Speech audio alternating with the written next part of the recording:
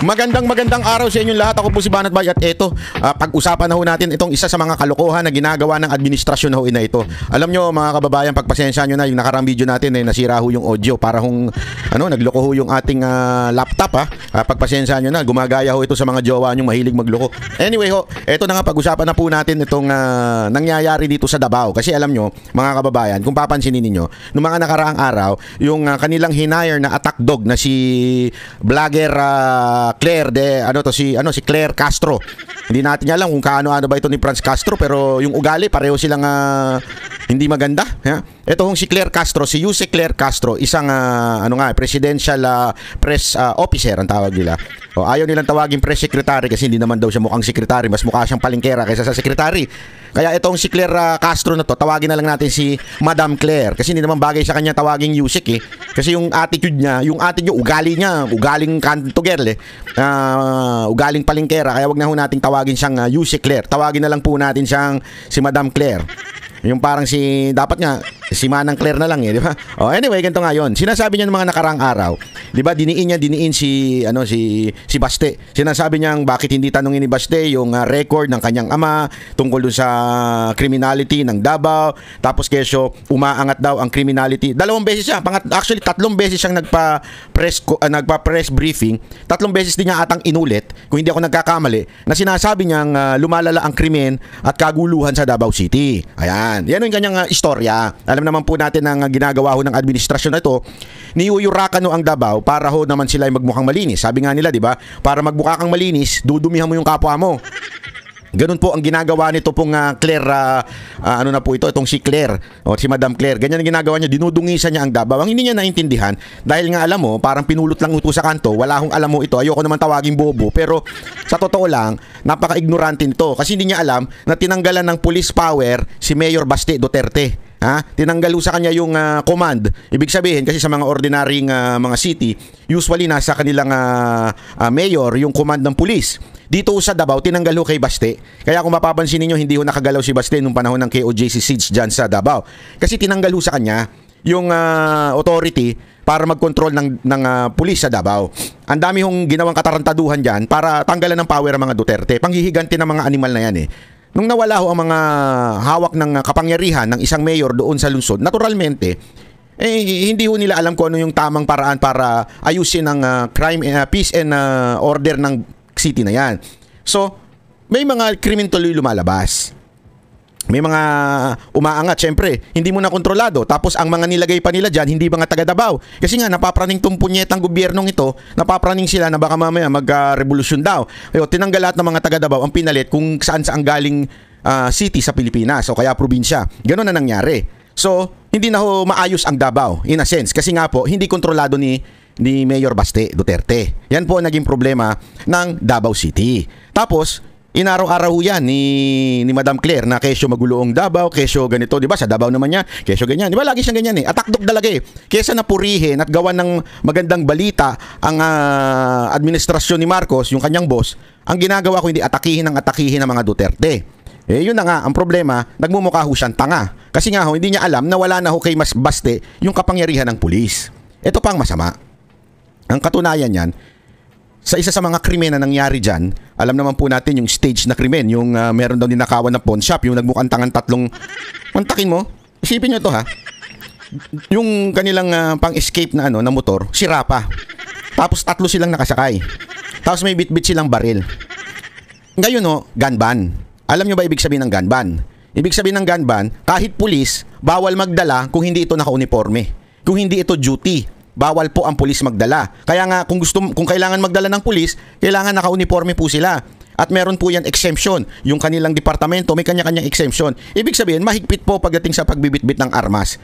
At kung makikita nyo naman, kaliwat kanan ng checkpoint ngayon sa buong Pilipinas. Kahit sa Davao, kahit hindi gun ban, kaliwat kanan ng checkpoint doon. Papasok ka pa lang doon sa lungsod, may checkpoint na. Bawal nga daw ang mga kutsi-kutsilyo, mga balibalisong Paano pa kaya yung isang mahabang baril na nasa bag, na obvious namang baril? Di ba?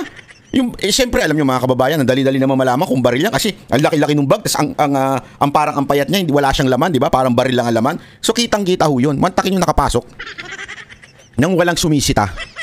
Hindi naka-uniforme. Tapos 3 silang nakaangkas. Di ba? Tapos sira pa. Gagamitin mong anong tawag dito, nanakaw, tapos sira yung motor. Di ba laki gumamit ng maganda-gandang motor para man lang sigurado makatakas kayo. Di ba? Yun yung senaryo. Ito pa matindi. May lumabas na balita dito sa balita na ito na grabe ho, papakita ko sa inyo. Sa ano ho ito sa Facebook lumabas po itong from DXDC. Ayan papakita natin wait lang kasi hindi pala ayun, anyway, naka-blur naman pala yung mukha niya, so hindi na rin natin maipakita. Dito sa isang local news, okay? Pakita lang natin. Isang local news po ang nagsabi ho na itong nahuling suspect, suspect ito ay ano daw po. Ayan, wait a minute. Ayan, i-ano lang natin, pakita natin. Ayan. Ito yung suspect na nahuli doon diyan sa stage na na crime. Ito, ayan. Pakita natin. Ayan, hold up sa pawn shop sa Ilustre. Pangdaot sa mga Duterte. Itin-translate din natin yan. Huwag kayong mag-alala. Sa mga hindi nakakaintindi ng Bisaya, translate po natin. May kaibigan po tayo ng magaling mag-translate. Ang pangalan niya si Chat. Ang apelido niya, GPT. GPT, ganon Sabi niya dito, muling nilinaw ng isa sa mga suspect na naganap, hold up sa pawn shop sa Ilustre, paninira sa mga Duterte.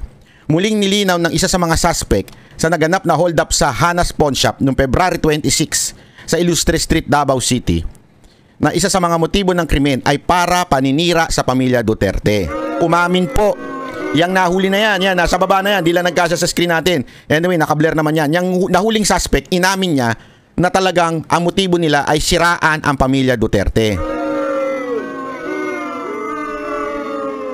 Parang style lang ni Atty. Claire ito na ang motibo ay siraan ng mga Duterte sa kanyang trabaho, di ba? Ganyan ito si Atty. Claire.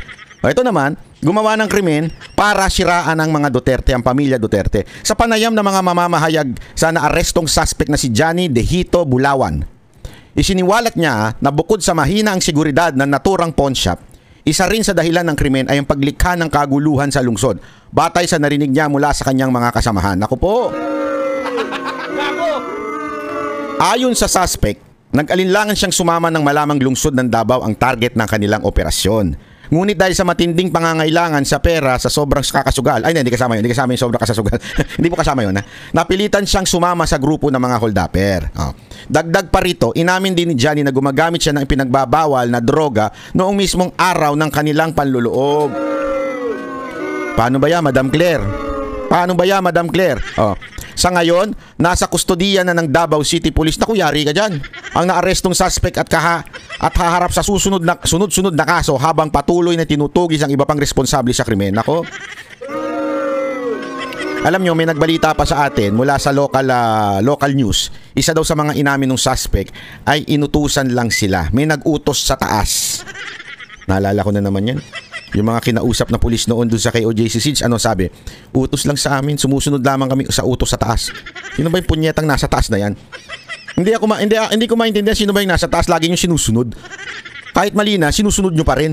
Ganyan ang litanya ng mga pulis noon na nasa KOJC Siege. Pasensya na, kami ayaw din namin to, pero sumusunod lamang kami sa utos sa taas. Sino ba yung lintik na nasa taas na yan? Demonyo ba yan? Ba't nasa taas? Ba't wala sa impyerno yung animal na yan? Anyway, eto din, ganun din ang sinabi doon sa mga local news na sumusunod lamang sila sa utos sa taas. At ang motibo nga, siraan ang pamilya Duterte.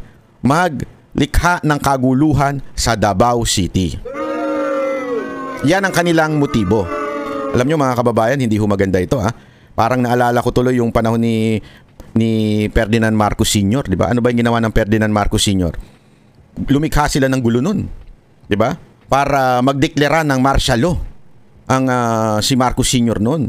Kesyo yung basta gumawa sila ng eksena noon para magdeklara po ng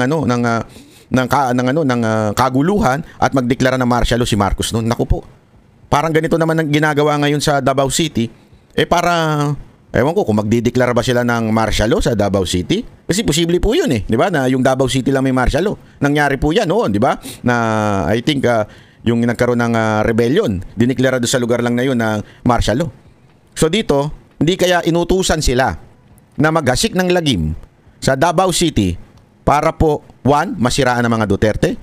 Alam naman natin, yan ang Exhibit A ng Duterte family. Yung ang Davao ay maayos. So hindi kaya yan ang dahilan, sisiraan ng Davao City para po sa sa kanilang pangalawang nais mangyari. Ano po yun? Martial law. Di ba ho? Hindi kaya gusto nilang mag-ano rin ng martial law? Para ho magkaroon talaga ng matinding kaguluhan dyan at control. Ika nga, kaguluhan sa mga namumuno pero control. Ibig sabihin, amin na to. Walang gagalaw dito. Lahat ng mga meron dito, sisikwatin namin. Hindi kaya ganun ang motibo? Hindi, isipin nyo na mabuti ito Kasi yan ang pwedeng maging dahilan Kasi alam naman natin ang ang kahinaan ng administrasyon na ito ay Mindanao. May pattern po yan. Ang kahinaan po ng administrasyon na to ay Mindanao. Aside from that, ang isa sa mga kahinaan pa ng administrasyon na ito nung una ay ang media.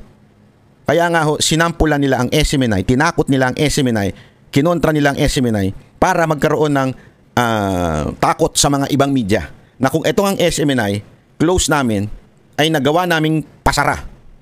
Nagawa naming yurakan ng kanilang imahe. At etong si Pastor Kibuloy, na isang, alam naman natin, malaking natutulong sa kampanya. Hindi lamang po noon kay Pangulong Duterte, maging ngayon sa PDP. Yung buong slate ni Pangulong Duterte, pag ang organized po niyan ay ang KOJC at si Pastor Kibuloy, talaga namang todo. Isipin nyo to Hindi kaya sinampulan yun para magkaroon ng takot sa ibang mga media. I think yun ang naging resulta nun, di ba? At yung mga susuporta sa mga Duterte, tulad ni Kibuloy, sinampulan din nila. Kaya eto, sa tingin ko, itong sa Davao, sasampulan nila ang Davao City. Di ba? Pag sample nila sa Davao City na, kayo mga taga Mindanao, tigas ng ulo nyo sasampulan namin ang pinakamalakas na lungsod sa Mindanao, ang Davao City. Pag sinampulan namin yan, siguradong susunod ang lahat ng city sa Mindanao. Isipin nyo mabuti yan. Yan ang maaaring mangyari. Kaya ito ho'y nakakatakot. Hindi po ito tama. Mali na po itong nangyayari na ito. Ito po ay isang pagsira ng demokrasya sa Pilipinas. Dahil, alam mo yun, for the first time in our country, saan ka nakakita? Talagang yung effort ng gobyerno para siraan ng isang pamilya Duterte, mula sa Kamara sinisiraan, mula sa executive sinisiraan, nag-hire pa sila ng attack dog, di ba? Para siraan ng mga Duterte. Ito ba coincidence lang? Naisipin niyo mabuti, coincidence lang po ba ito? Coincidence lang po ba ito na kung saan yung bagong press secretary, panay ang banat sa Davao City, panay ang banat kay Baste. Sabay naglabasan itong mga to. Itong mga ganitong stage crime na nangyari. At ito nga, nahuli na umamin sa media. Umamin kasi baka sabihin nila, akala ko ba arestado siya ng pulis? Oo. Pero tandaan nyo, nung hinarap sa media, nayari, di ba? Nayari po nung hinarap sa media. Doon na paamin na talagang ang dahilan para maghasik ng lagim o gulo dito sa Mindanao. Kaya mga kababayan, bantayan po natin ito Ito po'y nakakabagabag, nakakatakot po yung ganitong ginagawa nila sa Davao City. Ang ganda-ganda ng Davao City, ang payapa dyan mga kababayan. Pag ako nagpunta dyan, safety ako dyan. Yung mga taxi dyan, isosoli sa'yo sukli mo. Hindi bastos. Kasi yari sila sa mayor nila pagka lumuloko-loko sila. Alam mo ang titino ng mga taga Davao? Hindi ito, walang biro ito. Hindi, kayo kung pumunta. Ewan ko ngayon kung hinaluan na nila ng mga kusaang-saang pulis nang galing Matitinuho yung mga yan. May respeto nila. Maayos Hindi ako sa nanlalaita. Hindi ko na lang papangalanan ko nung city. Isa sa probinsya sa Visayas. Maunlad din po itong... Pero pag sumakay ka ng taxi doon, tangina. Para mga taga Maynila. Alam mo yung ganun? Kayo, sigurado ako. Alam nyo na kung saan yan. Kasi na-experience nyo na rin yan. Yung asal ng mga taxi driver dyan, parang mga taxi driver sa Pilipinas na bastos. Hindi naman lahat bastos Pero alam naman natin sa taxi driver sa Pilipinas, kung hindi bastos, manyakol. Magkaiba kasi yung bastos sa manyakol Yung bastos, yung magsalita, yung arrogant. Iba pa yung manyakol. Manyakol yung nagkakamot habang namamaneho, di ba? Kung hindi ganun, di ba? Hindi naman naliligo. Hindi, totoo yan, walang biro. Wala bagang ka-professionalism na dating, di ba? Hindi yung professional, ika nga. So parang, kaya nga alam nyo mga kababayan, eto nga yung sinasabi ko sa inyo. Sinasabi ko sa inyo na napaka-importanting maunawaan natin, di ba? Na doon pala makikita mo na yung kaayusan ng Davao City. Sobrang ayos. Pati mga taxi driver, marespeto. Pagka pumunta ka sa mga, alam mo yun, sa mga, excuse me, sa mga street foods, yung mga kinakainan, magalang, maayos sila magsalita. Hindi yung parang nanlalamang, hindi ganun. Ewan ko kung talagang ganun, kasi ganun talaga siguro sila pinalaki ng mayor nila, si Pangulong Duterte. Kaya nabago yung kultura ng Davao. Mantakin mo ngayon, ganyan na. Wow, Wow talaga. Magtataka ka. Paano nangyari yun? Di ba? At isipin mo, ito matindi. Yan ang target ng kanilang attack dog na press officer. Maya't maya, laging binabangga ang kaguluhan sa Davao City, ang crime rate sa Davao City. Paano nangyari yun? So, ibig sabihin ba, kakuntsabang presidente? Dahil siya ang nag-uutos dito sa press officer? Kakuntsaba ba sila? Para palabasing magulo ang Davao, tapos may senaryong ginawa? Ito, stage. Inamin. Na manggulo kayo. Ibig sabihin, hindi ho ito ang motibo para magnakaw lang. Ang talagang motibo, magkagulo o guluhin ang Davao. Umamin.